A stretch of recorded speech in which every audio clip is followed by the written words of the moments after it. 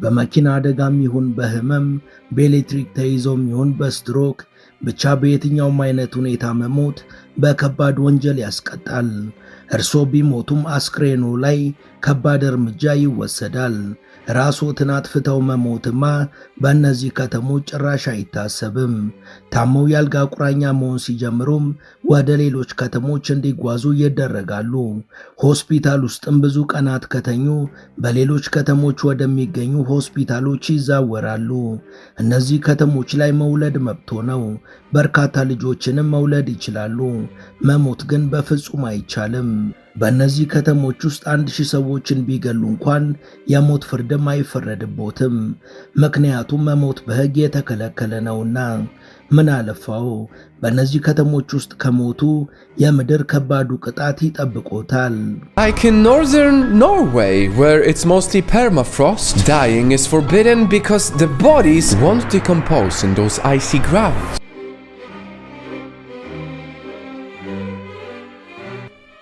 ሰላም ጤና ይስጥልን። በመላው ዓለም የምትገኙ ውድ የመሿለኪያ ቤተሰቦች በዛሬው መሰናዷችን መሞት በሕግ ስለተከለከለባቸውና የሞተ ሰው ላይ ከባድ ቅጣትን ስለሚያስተላልፉ ከተሞች እናወጋቸዋለን።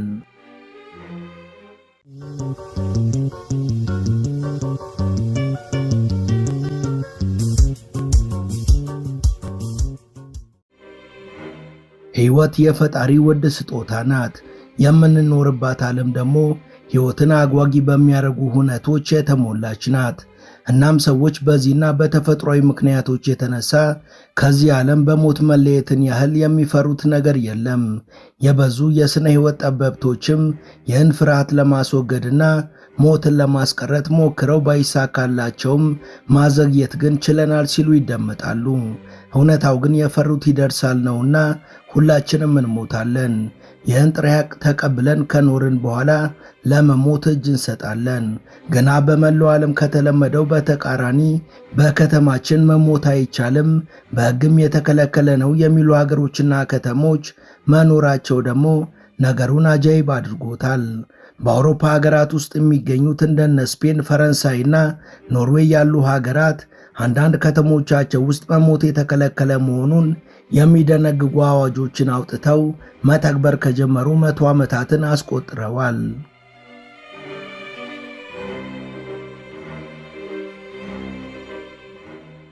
በእነዚህ ሀገራት እንደ ማንኛውም የሰው ፍጡር ሆኖ ኖሮ መሞት ቀላል አይደለም።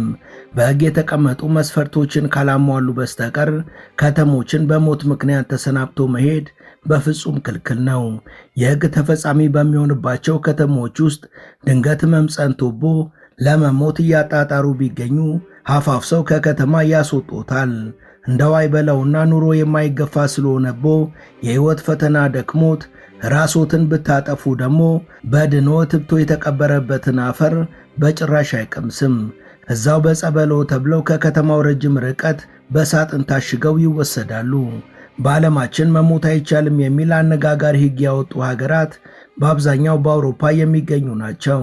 በእነዚህ ሀገራት ማንም ሰው ምንም አይነት የጭካኔ ወንጀል ሰርቶ ቢያዝ እንዲሞት አይፈረድበትም። ወይም ደግሞ በማይድን በሽታ ተይዘው ያልጋ ቁራኛ በመሆን ረጅም ጊዜን በማስቆጠሩ ስቃይ በቃኝ ገላግሉኝ ብለው ካመለከቱ ወዲያውኑ በሕክምና ባለሙያዎች ታግዘው ወደማይቀርበት ዓለም በሰላም ማሸለብ እንዲችሉም አይፈቀድሎትም።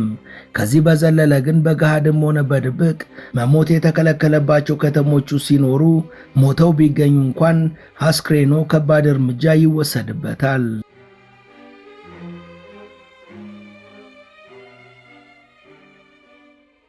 በስፔን ግራናዳ አውራጃ የምትገኘው ትንሿ ላንያሪዮ ከተማ ለስፔን ሕዝብ ሕይወት የሆነ የምንጭ ውሃ በመያዝ የምትታወቅና በፏፏቴዎች የደመቀች ለዓይን የምታሳሳ ተራራማ ከተማ ናት። ስፔኖች ለመጀመሪያ ጊዜ የታሸገ የማዕድን ውሃ የጠጡት ከዚቹ መንደር ከፈለቁ ምንጮች ነው። በዚህ መልኩ በሕይወት የተሞላችው ላንያሮ በግሪጎሮሳውያን የዘመን ቀመር በ1999 ከሞት ጋር የተገናኘ አስገራሚ ሕግን በወቅቱ ከንቲባ በነበሩት ሆሴ ሮቢዮ አማካኝነት አጽድቃለች። ይህም በከተማ ውስጥ ሞትን የሚከለክል እንዲሁም ተግባራዊ የተደረገ ሕግ ነው። ይህ ሕግ ከመውጣቱ በፊት የከተማው ሕዝብ ከሚጠቀምበት የመቃብር ስፍራ መጨናነቅ ጋር በተያያዘ ቅሬታ እያሰማ እንደነበር ይነገራል። የበረቱ ጥያቄዎችንም በማቅረብ የአካባቢው ባለስልጣናት ፈጣን መፍትሄ እንዲፈልጉላቸው ሲወተውቱ ከርመዋል። የተሰጣቸው መፍትሄ ግን ከነሱ አልፎ መላው ዓለምን ያነጋገረ ሆኗል።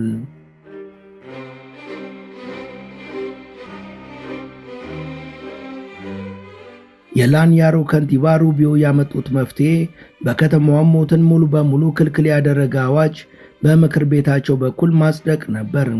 ይህ ምላሽ ለብዙዎቹ የከተማዋ ነዋሪዎች በከንቲባው የቀረበ ቀልድ ነበር የመሰላቸው። ከንቲባው ግን እየቀለዱ አልነበረም። ሩቢዮ የሕጉን አነጋጋሪነት ሲያስረዱ እኔ ከንቲባ ብቻ ነኝ፣ ከኔ በላይ የመጨረሻ አስተዳዳሪው እግዚአብሔር ነው።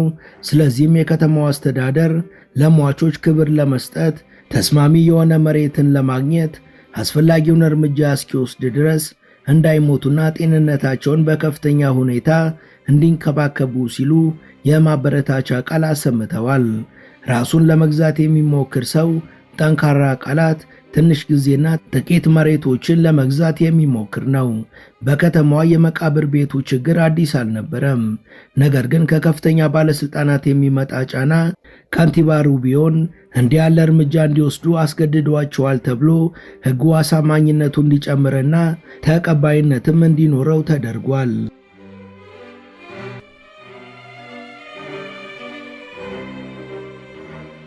አንዳንዶች ግን የተሰጠው ምላሽ የመቃብር ቦታ እጥረትን ለማጉላትና የክልል ባለስልጣናት እውነተኛ መፍትሄ እንዲያገኙ ለማነሳሳት የታሰበ የህዝብ ግንኙነት ትርኢት ነው ብለዋል።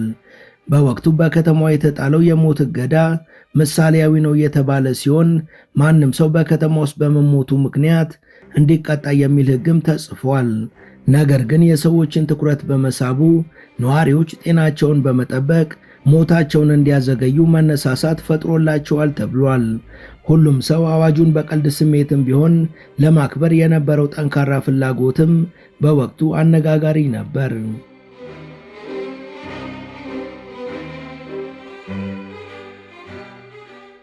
ሁለተኛ ላይ የምናገኘው የኖርዌይዋን ሎንግየርቢየን ከተማን ነው። ሎንግየርቢየን በኖርዌይ ሰሜናዊ ጫፍ የምትገኝና ከ40 በላይ ዜግነት ያላቸው 2500 ሰዎች የሚኖሩባት ከተማ ናት። ከተማዋ የሰሜን ዋልታው አርክቲክ መግቢያ ላይ በመሆኗ በአብዛኛው የምትታወቀው የቱሪስትና የምርምር ማዕከል በመሆኗ ነው። በከተማው አቀማመጥ የተነሳም ፀሐይ በኩለ ሌሊት ስትወጣ ለማየት ቱሪስቶች ወደ ከተማዋ ይጎርፋሉ። በአንታርክቲካ የሚካሄዱ ጥናትና ምርምሮችን በሚያከናውኑ ተመራማሪዎችም ትዘወተራለች። ልክ እንደ ስፔኗ ላንያሮ ከተማ ሁሉ በዚች የኖርዌይ ከተማም ሞት ተከልክሏል። የክልከላው ምክንያት ደግሞ እጅግ ተፈጥሯዊ ነው ተብሏል። ሕጉን ተፈጥሯዊ ነው ያስባለው ምክንያት ደግሞ በከተማዋ የተቀበሩ አስክሬኖች በሙሉ በከባዱ ቅዝቃዜ ምክንያት ባለመበስበሳቸው ነው። የማለት ደግሞ ከተማዋ ከበረዶ ግግሩ የአርክቲክ ክልል ግርጌ ላይ በመሆኗ የተነሳ መሬቱ ቅዝቃዜን ለዓመታት ጠብቆ በማቆየት በውስጡ ያቀፋቸውን አስክሬኖች በሙሉ እንዳሉ ስለሚያቆይና ስለማያበሰብሳቸው ነው።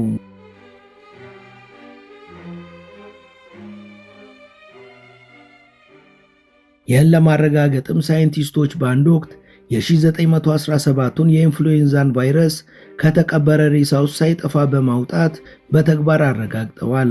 የከተማዋ መሬትም ቢሆን በቀላሉ ልቆፍር ቢሉት እሺ የማይል ጠጣር ተፈጥሮ ያለው ነው። በእነዚህ ምክንያቶችም በዚች ከተማ ውስጥ መሞት አይፈቀድም። ከተማዋ በምድር ካሉ እጅግ ቀዝቃዛ ቦታዎች አንዷ ናት። በከተማዋ ታሪክ ውስጥም እስካሁን ድረስ በጣም ቀዝቃዛው ቀን ኔጌቲቭ 46.3 ዲግሪ ሴልሺየስ መድረሱ ተዘግቧል። በከተማዋ ውስጥ በጣም ሞቃታማው የሙቀት መጠን ደግሞ ከ3 እስከ 7 ዲግሪ ሴልሺየስ ብቻ ነው። በዚህ መሰል ቀዝቃዛ ስፍራ መኖር ከባድ ቢሆንም መሞትንም ከባድ የሚያደርገው አዋጅ መጥቷል። እናም በክትትል መጓደል የተነሳ ከከተማዋ በሞት የተለዩ ሰዎች ወይም ደግሞ በጠና በመታመማቸውና በጣም አረጋውያን በመሆናቸው ምክንያት ልጣቸው የተራሰ ጉድጓዳቸው የተማሰ ሟቾች ከተገኙ የቀራቸውን የሕይወታቸውን ቀናት እዛ ኖረው እዛ እንዳይሞቱ ወደ ሌሎች የኖርዌይ ከተሞች ይላካሉ እንጂ ተወልደው ባደጉባት ከተማ እንዲሞቱ አይፈቀድላቸውም። ውድ የመሿለኪያ ቤተሰቦች ይህን ዘገባ እዚህ ድረስ ከተከታተላችሁት ቻናሉ የበለጠ እንዲያድግ አንድ ጊዜ ሰብስክራይብ እንድታደርጉ አስታውሰን ተረካችንን እንቀጥል። ይህ የከተማዋ ሕግ ከ1950 ጀምሮ ተግባራዊ የነበረ ሲሆን እስካሁንም አዲስ የመቃብር ስፍራ በከተማ ውስጥ አይገኝም። ችግሩ በቀዘቀዘ መሬት ላይ ብቻ የተወሰነ አይደለም። መሬቱም በአብዛኛው ለመቆፈር የሚከብድ ከመሆኑ በላይ እነዚህ ሁኔታዎች የተቀበሩ አስክሬኖችን በፍጹም እንዳይበሰብስ በማድረጋቸው ምክንያት የአስክሬኖቹ ስጋና አጥንቶች የበረዶ ግግር የሸፈናቸው ከመሆናቸው ጋር ተያይዞ የሚመጣ ሌላ ተጨማሪ መዘዝ አለ። በዓለም ላይ ከጠፉ ዘመናትን ያስቆጠሩ ቫይረሶችና ባክቴሪያዎች በከተማዋ የምድር ከርስ ውስጥ ፍጹም በሆነ ሁኔታ በነበሩበት ሆነው እንደቆዩ ተረጋግጧል። ስለዚህ አንድ ሰው በበሽታ ቢሞትና በዚች ከተማ ውስጥ ቢቀበር ሰውነቱም ሆነ በሽታ አምጪው ተዋሲያን ባሉበት ደረጃ ተጠብቀው የመቆየት አቅም አላቸው። በዚህም በጊዜ ሂደት እነዚህ የቀዘቀዙ አስክሬኖች ሲቀልጡ ጎጂ የሆኑ በሽታ አምጪ ተዋሲያን ወደ አካባቢው በመቀላቀል የጤና አደጋን ያስከትላሉ በሚል ስጋት ነው።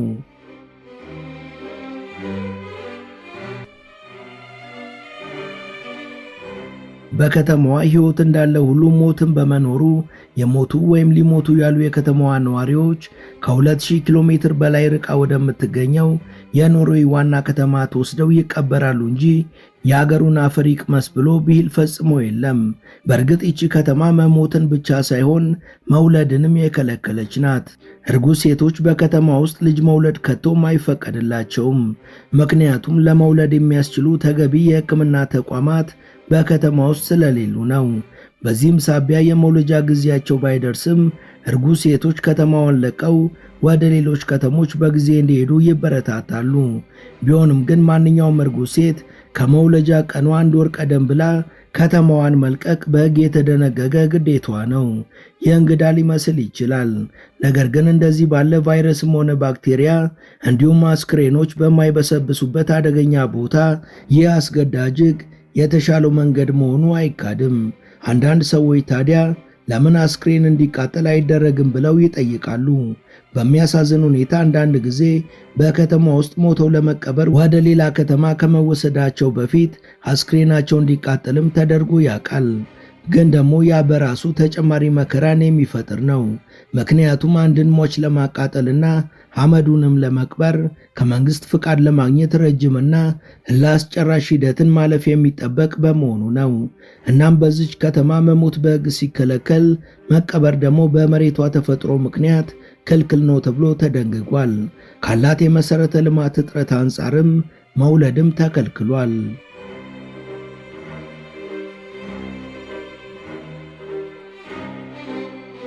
በቀጣይ የምናየው የፈረንሳይ ዋን ኩኛክስ ከተማን ነው። ይቺ የፈረንሳይ ከተማ በታሪክ ውስጥ ከ13ኛው ክፍለ ዘመን ጀምሮ የምትታወቅ የቱሪስቶች መዳረሻ የሆነች ከተማ ናት። ከተማዋ አነስተኛ መጠን ያላት በመሆኑ የህዝብ ቁጥሯ ከ65,000 ትንሽ ፈቅ ያለ ነው። ነገር ግን የከተማዋ አስተዳደርም ሆነ ነዋሪዎቿ ይህ ቁጥር ያለ መጠን እያደገ ለችግር እየዳረገ ነው በማለት ቅሬታ አቅርበዋል። በ2007 በከተማው ያጋጠመው የመቃብር ቦታ ለመኖር ሰፊ ጭንቀትን ጥሎባት ነበር። ለተጠቀሰው የህዝብ ብዛት የሚሆን ምቹ መሬት ለማግኘት እንደሚገመተው ቀላል አይደለም። ምክንያቱም የፈረንሳይ ሕግ ስለ መሬት አጠቃቀም ጥብቅ ደንቦች ስላሉት ነው።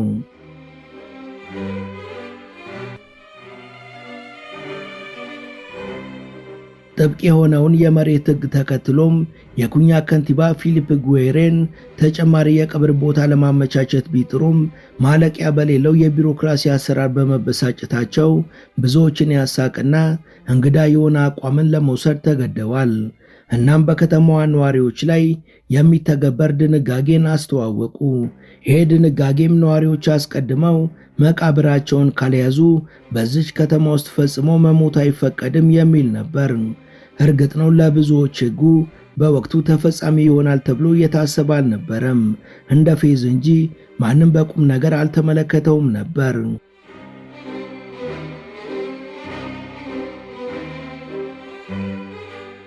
በመቀጠል የብራዚሏን ባሪቲባ ሚሪን ከተማ እናገኛለን። ይህች ከተማ ሞት ሕገወጥ ከሆነባቸው የዓለም ከተሞች አንዷ ናት። ቤሪቲማ ሚሪን በብራዚሏ ሳኦ ፓውሎ ውስጥ የምትገኝ በታላላቅ ፏፏቴዎች የተሞላች ከተማ ናት። የከተማዋ 86 በመቶ የተሸፈነውም በወንዞችና በሐይቆች ነው። በ2005 በከተማ ውስጥ ተፈጻሚ እንዲሆን በከንቲባዋ የወጣው ሕግም ምንም እንኳን የተለየ ቅጣት በሟቾች ላይ ባይጥልም ዘመድ ሞቶባቸው ድንኳን ጥለው እያዘኑ የሚገኙ የሟች ቤተሰቦቻቸው ግን የገንዘብ ቅጣት ይጠብቃቸዋል። የቤሪቲባ ከተማ አስተዳደር እንዲህ አይነቱን ሕግ ለማውጣት የተገደደበት ዋናው ምክንያት በአንድ ዓመት ውስጥ ከከተማዋ ነዋሪዎች 28,000 የሚሆኑ ጤንነታቸውን በአግባቡ ባለመንከባከባቸው ሲሆን ይህም ለሞት የበለጠ ተጋላጭ እያደረጋቸው በመሆኑ ነበር። ይህ ደግሞ ቀድሞውኑ እራፊ የመቀበሪያ ስፍራ እንኳን የሌለ ከመሆኑ ጋር ተያይዞ ማህበራዊ ችግር ፈጥሯል። የመቃብር ስፍራው በ1910 ከተመሰረተ ጊዜ ጀምሮ ከ50,000 በላይ ሰዎች በ3500 ፉካዎችና መቃብሮች ውስጥ የተቀበሩ ሲሆን በህዳር 2005 ግን የመቃብር ስፍራው ለማንኛውም ሟች ቦታ የሌለው እንደሆነ ተገልጿል። በቅርቡ የሞቱ 20 የከተማዋ ነዋሪዎች ደግሞ በአንድ ጉድጓድ በጋራ ተቀብረዋል። ከዚህም በላይ ሌሎች በርካታ ሙታኖችም በእግረኛ መንገዶች ስር ሳይቀር ተቀብረዋል። ከነዚህ እውነታዎች አንጻርም በዚች ከተማ መሞት በሕግ መከልከሉ እንደቀጠለ ነው።